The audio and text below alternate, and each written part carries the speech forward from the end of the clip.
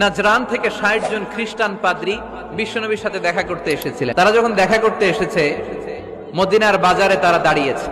জোহরের আজানের সময় মসজিদে নববী থেকে আজান হচ্ছে, সুমধুর আজানের ধ্বনি শুনে তারা থমকে দাঁড়িয়েছে। বাজারে দেখতে লাগলো আজান হওয়ার সাথে সাথে ব্যবসায়ীরা দৌড় মসজিদে। কিন্তু কি আজীব তামাশা, তাদের নাজরান দেশে ব্যবসায়ীরা যেমনি দোকানপাট বন্ধ করে ছুটে, মদিনার মুহাম্মদ সাল্লাল্লাহু আলাইহি ওয়াসাল্লামের উম্মতেরা দোকান বন্ধ করে ছুটে না। দোকান যে যার যার দোকান যেরকম ছিল ওইভাবে রেখেই দৌড়। দোকানের শাটার নামায় না, দোকানের ক্যাশ বক্সে তালা ঝুলায় না। স্বর্ণের দোকানদার স্বর্ণ টর্ণ রাইখা নামাজে দৌড়। এই দৃশ্য দেখে খ্রিস্টানরা অবাক, কয় থাক আর দেখা করার দরকার নাই। কিভাবে মুহাম্মদ সাল্লাল্লাহু আলাইহি ওয়াসাল্লাম গোটা বিশ্ব কবজায় এনেছে এই দৃশ্যই দেখে আমরা বুঝতে পেরেছি। তারপর অনেকে বললো এত দূর থেকে এসেছি মিটিংটা করে যাই।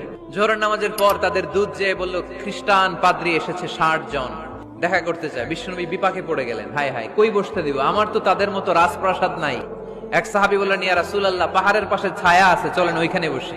বলতে না বলতে এই ৬০ জন খ্রিস্টান পাদ্রী এসে হাজির। কি করবেন বিশ্বনবী? উপায় অন্তর না দেখে ৬০ জন খ্রিস্টানের জন্য বিশ্বনবী নিজ হাতে মসজিদে নববীর তালা খুলে দিয়ে মসজিদে ঢোকার ব্যবস্থা করে দিয়েছেন।